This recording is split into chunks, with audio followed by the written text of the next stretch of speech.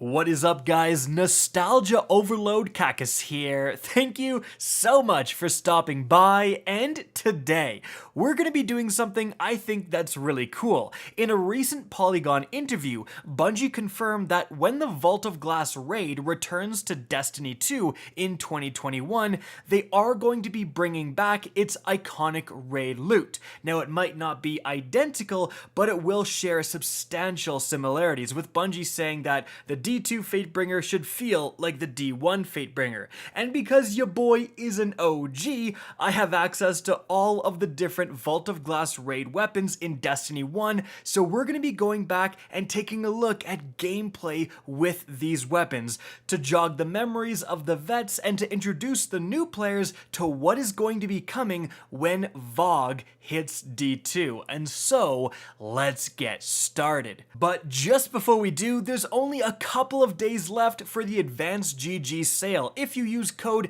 KackisHD30, you get 30% off, the best and only clinically proven gaming supplement out there, and you can buy other content creators' flavors like Frostbolt, Mr. Fruit, Genshin MTashed, and support them as well. That's a win-win. It's a lot of wins. Get on it by clicking the link in the description down below. Alright, now let's talk about these iconic weapons. And let's start with the most iconic of them all. Utilized to clickbait low-effort database videos for years, we have the exotic for the Vault of Glass, the Vex Mythoclast fusion rifle. But it's not your normal fusion rifle. The intrinsic perk is Timeless Mythoclast. This weapon has no charge time, it fires a single bolt with each trigger pull. Then we've got two other main perks here with Zen Moment as well as Crowd Control, basically Rampage. So as you can see, this weapon essentially acts like a hybrid between an auto rifle due to the fully automatic fire and the relatively high magazine size, and a scout rifle due to the high damage per shot. It would be most comparable to, in Destiny 2, a rapid fire frame scout rifle. And honestly, although this thing is extremely cool and unique and it looks incredible, like it's a Vex weapon, and that just really fits in with the theme of Vault of Glass, to be honest, although it was incredibly overpowered when it first came out and was slaughtering everyone in PvP, it was quickly patched, and for the rest of Destiny 1's lifecycle, frankly, it remained kind of underpowered, or just average at best. But due to it being so hard to acquire, it was only a hard mode drop, it being so iconic and unique, and the memories of those who were terrorized when it first came out in the Crucible, it still remains just such an iconic Destiny weapon, and I would really expect this to return. You can't have Vault of Glass without the exotic associated with Vault of Glass. But moving on from there, we have the legendary weapons. Now keep in mind there were actually 3 different versions. The original versions were actually elemental primaries. Now I don't have my original Fatebringer, but this original Trials weapon shows that point. Then in Age of Triumph, a normal kinetic version was added, and then an exotic counterpart that did have that elemental burn to kind of keep it balanced, because Bungie realized that, well, if you had access to these elemental primaries, everyone would use them over kinetics. And I mean, since we're talking about the Fatebringer, let's start with that. So, all of the Vault of Glass weapons had the intrinsic perk Oracle Disruptor, where they dealt bonus damage to oracles in Vault of Glass. Intrinsic perks were a cool part of old raid weapons. Then we have Firefly. Precision kills with this weapon cause the target to explode. Then it can also get explosive rounds because that wasn't a main perk in Destiny 1. And we ended off with Outlaw. Precision kills with this weapon dramatically increase the reload speed, same as D2. So the Fatebringer is arguably the best hand cannon, especially for PvE, of all time. The combination of Firefly, which is only present really as Dragonfly in D2, and explosive rounds means that this precision weapon can clear ads like no other. Normally, if you have a hand cannon, you don't exactly want to be mobbed by ads. If a group of thrall are charging at you, likely it's going to take a long time to kill each one individually with all your different shots. But not with the Fatebringer. You're not only just damaging them all around in that area with explosive rounds, but if you get the headshot one of them, they explode and kill the rest. It's truly fantastic, and on top of all of that, you're also reloading so much faster because you have Outlaw. Hopefully when they bring this weapon back, they make an exception with explosive rounds and let it spawn as like an ammo perk again on this weapon, because the combination of all three of these, well, main perks made the Fatebringer as good as it was. Now, what's comparable to the Fatebringer in Destiny 2? Well, it would probably be a 140 archetype hand cannon. So think the Garden of Salvation hand cannon that comes with Firefly. That's a pretty close approximation. But moving on from there, let's keep going with the primaries. We have the Vision of Confluence Legendary Scout Rifle. So again, it has that Oracle Disruptor. Then we've got Full Auto as the first perk, and lastly, Zen Moment. Causing damage with this weapon increases stability, same as D2. So the Vision of Confluence, frankly, this is everything a Scout Rifle should and could be. Like, this is one of the best, arguably the best, certainly at its time, Scout Rifles in the game. And the reason being is because it's just so easy to use. It has nearly maxed out stability, like ridiculous stability, so it's so easy to keep on target. Combined with Full Auto, the most user-friendly scout rifle perk in the game, and you've got a weapon that doesn't feel like a traditional scout rifle. It feels like you have a weapon that just magically puts your shots where you want them to go. And I mean, just using it in Destiny 1 made me so nostalgic for not just this weapon, but scout rifles in general actually being usable in PvE, where they're really not right now. If Bungie can get even somewhat close to the feeling of the Vision of Confluence, oh my goodness, that will actually single-handedly make scout rifles viable in PvE, because it is just such a good feeling weapon. Interestingly, it's somewhat fast shooting. It would be somewhat similar to the Mida multi-tool damage archetype, so that could be interesting if this thing does come back. But moving on from there, we have the Praedyth's Timepiece Pulse Rifle. Now, this is the exotic version, but again, it's identical aside from also doing arc damage. So, this weapon comes with, firstly, Headseeker, where body shots with this weapon increase precision damage for a short time, similar to how it works in Destiny 2, but then it has a unique Destiny 1 perk that we haven't gotten yet. Secret Round. Missing a shot from this weapon's burst will fire a fourth shot. That could be very interesting in Destiny 2. I mean, that makes up for any loss in damage output and could give you, a certain amount of burst kills, whereas otherwise you'd need an additional burst in PvP.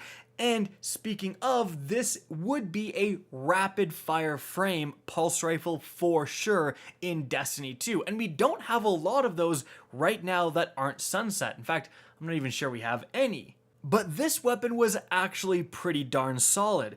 It could get insane stability, which helped you just put rounds on targets. Now, the range did definitely suffer, but the rate of fire often made up for it, and this thing was a little bit of a player in PvP when it first came out. And it's certainly not bad in PvE either, especially because of the rapid fire nature of this weapon. You can basically use it like an auto rifle, hip firing or just getting a ton of lead downrange to kill those red bar enemies. But the accuracy of this weapon and the damage increasing somewhat perks, like especially if you miss, it makes it so that you can do that single target damage pretty easily.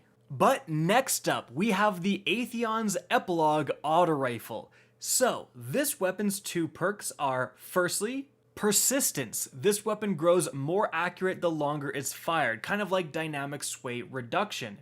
Then we have glass half full. The bottom half of each magazine causes additional damage. Now that's somewhat similar to high impact reserves in Destiny 2, but high impact reserves only triggers in just the final few rounds, whereas glass half full is active for longer. Now the really exciting thing about the Atheon's Epilogue is it belongs to the old Destiny 1 auto rifle archetype of the 900 rounds per minute archetype.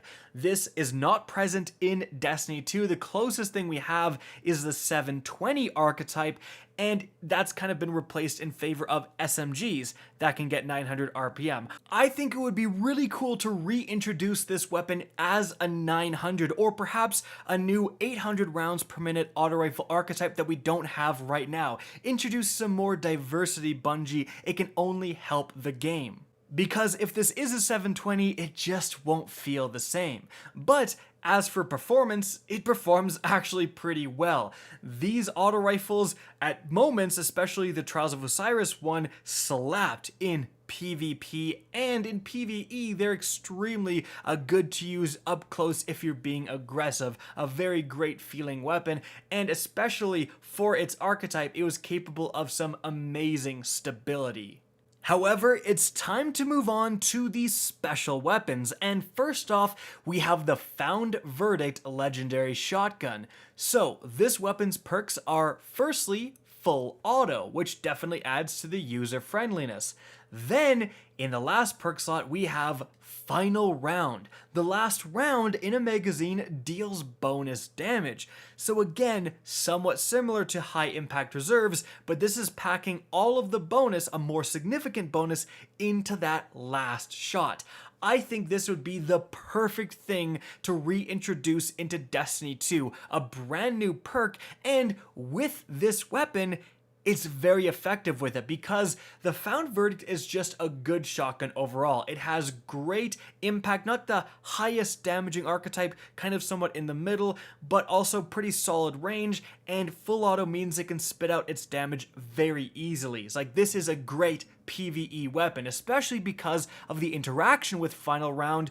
Because you reload one shell at a time, once you get down to that final round, you can keep it on the final round. Shoot the final round, get the damage bonus, reload only one round in, you got the next shot being final round. Then you reload one shot in. Every shot at that point is the final round. So you can just go around with that absolutely clapping yellow bars. I think this would be a cool addition to D2, and again, to balance it based off of high impact reserves, simply make it do more damage than high impact reserves, but it's all in that last shot. But continuing on from there, we have the Praedyth's Revenge Legendary Sniper Rifle. So, firstly, we have the perk Firefly. Get a precision kill, cause an explosion. And lastly, we have Feeding Frenzy. So this weapon is definitely set up as an ad clearing weapon. Yes, it can put forth some pretty decent single target damage. In Destiny 2, it would probably be a rapid fire frame sniper rifle. And to be honest, although I enjoyed using it, it wasn't that incredible of a weapon. Its power really lied in the first little bit when it came out, because Field Scout actually not only increased reserves, it increased the magazine size as well originally. So this sniper rifle had 6 rounds in the magazine, which was like unprecedented. So again, similar to the Vex Mythoclast, there are some very fond memories when people first got their hands on this thing. But once it got nerfed, well, once Field Scout got nerfed, it kind of became pretty average. So interesting to see what they're going to do with this in Destiny 2. Moving on from there, the last special weapon we have is the Praetorian Foil Legendary Fusion Rifle. This was the hard mode drop, and its 2 perks are, firstly, glass half full, like we talked about earlier. Then we've got reactive reload, which is basically kill clip. So it actually has, essentially high impact reserves and kill clip. Just that roll would be extremely unique. In Destiny 2, we have perks like Kill Clip that are pretty much always in that second perk slot, and they never appear before, and that's also where High Impact Reserves ends up. So this basically has like 2 second column damage increasing perks at the same time, which is absolutely pretty awesome, and it makes this thing pack a punch. Like, you're actually gonna see it in the background gameplay used against bosses, and it's quite good actually. I remember when fusion rifles were legitimate PvE choices. Now, in terms of comparability to Destiny 2, this would likely be in the high impact frame archetype. And I really hope that when it's brought back, it does gain access to those double damage dealing perks again, so it can absolutely map people if you activate them both. But it's time to move on from there to the heavy weapons, and first off, we have the Hezen Vengeance rocket launcher. So, this weapon has firstly the perk Tripod. This launcher's tube can hold 3 shells. That's right. Right now in Destiny 2 with the Trials rocket launcher, if you have Clown cartridge, you can get 2. But in D1, you just had 3 all the time. Wow, that was a powerful perk. And we ended here with Merv Mini. Rockets fired from this weapon split into several smaller shells upon detonating. This is essentially Cluster Bomb. It acts pretty much identically to Cluster Bomb. And this thing is just phenomenal. It shreds through groups of ads, as most rocket launchers do, but that Mini Merv or Merv Mini is really helping you guarantee those kills. It also is amazing at single target damage because of Tripod. Shooting 3 rockets before you have to reload is unprecedented. If this was added into Destiny 2, I mean, blast radius wise, archetype wise, it would be amongst the slowest firing, highest damaging ones. I mean, the blast radius is nearly maxed out on this weapon, but I don't know what they're gonna do with Tripod. Without it, it doesn't feel like the Hezen Vengeance. That is kind of what made this thing so good, but would this be the best rocket launcher in Destiny 2 the second it was added if it did come with Tripod plus Cluster Bomb? Probably. So again, it's going to be really interesting to see how Bungie balances this one. But moving on from there, the last weapon we're going over is the Corrective Measure Legendary Machine Gun. So, this weapon's 2 perks are firstly, Persistence. This weapon grows more accurate the longer it's fired. Then the second one is a Destiny 1 perk, Surplus. Expect to find more ammo for this weapon and increased carried ammo capacity. Wow, what an amazing PvE perk, especially for machine guns. I really hope Bungie brings the Corrective Measure back with Surplus, because I think that would be a really interesting and kind of balanced perk option in that final tier perk. Like, do you want Rampage for your machine gun? Or do you want Surplus? It's going to do less damage, but you get more ammo. Like, that's actually going to be a really interesting question. Another really interesting thing about this weapon is if you look at the rate of fire, it's very high, but it's not quite the highest. Destiny 1 had a lot more machine gun archetypes than Destiny 2 does. Destiny 2 has slow firing, medium, and fast firing. That's it.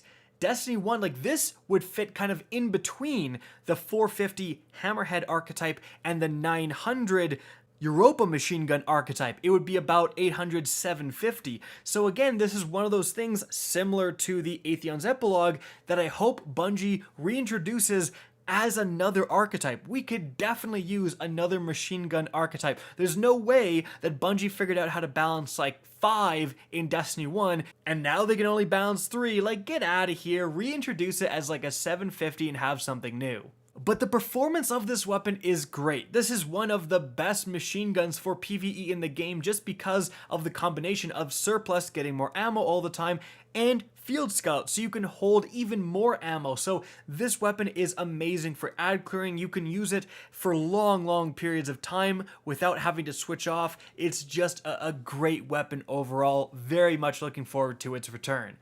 And so guys, that is it for the video. I hope you enjoyed, found this interesting, and if you did, please remember to help me out by simply rating and especially sharing this video. If you guys want to see more Destiny content similar to this, don't be afraid to slap that subscribe button. If you want to get in touch with me and keep up to date with the latest channel activity, the best way is to follow me on Twitter at RickKackis. That's linked in the description down below. Again, I hope you enjoyed the video, and as always, have a good day.